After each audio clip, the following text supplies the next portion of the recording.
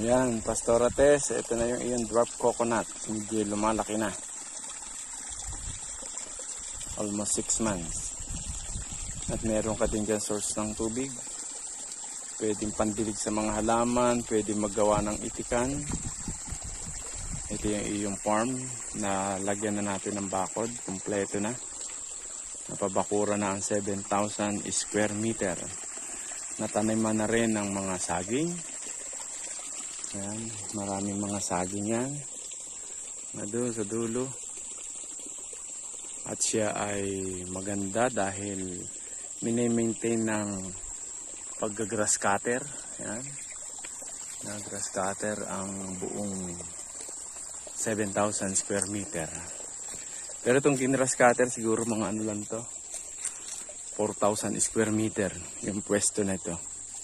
Maganda siya. Yan. Mag-green. Ito yung bakod. Libot siya. Hanggang dyan. Lahat ng tinabas na yan. Ito, pwede maggawa dito ng kambingan, itikan na paitlugin. At nagtira tayo ng mga lugar ng gulay na kangkong. Yan yung mga gulay na kangkong. Pwedeng talbosan ng kangkong. Yan ang iniuulam, salad. Yan. Meron kang pwedeng pako. Pako pala, hindi kangkong. Pako. Yan, pupunta tayo doon sa lugar ng kabuuan ng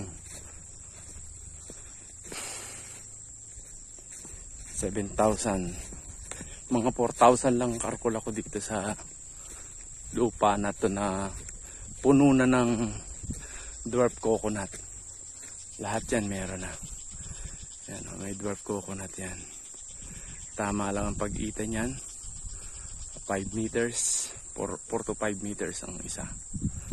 Ayan. May malaking puno din dito. Sarap maglagay ng mga tent. Di magpagulong-gulong kasi malinis na. Naglagay din tayo ng pataba para lalong gumanda ang mga dwarf coconut. Malalaki na. Itong isang dwarf coconut halos hanggang ano ko na, dibdib ang dahon. Yan. Napakagandang lugar, maaliwalas. Yan yun. Kaya maganda siya. Praise God. Puno na siya ng dwarf coconut.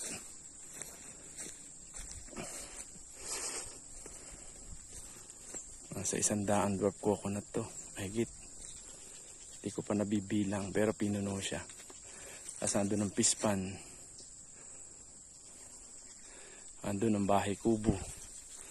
Sa lugar na yun ang bahay kubo. Nasa gitna ng pispan.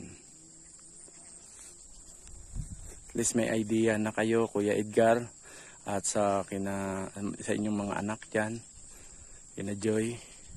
Napakagandang laruan ng mga bata ito. Tutuwa sila pag nag-tent, kumain sa ilalim ng puno. Malinis siya kasi mini-maintain natin every 2 weeks. Bumili tayo ng 3 grass cutter para sa buong village. Praise God.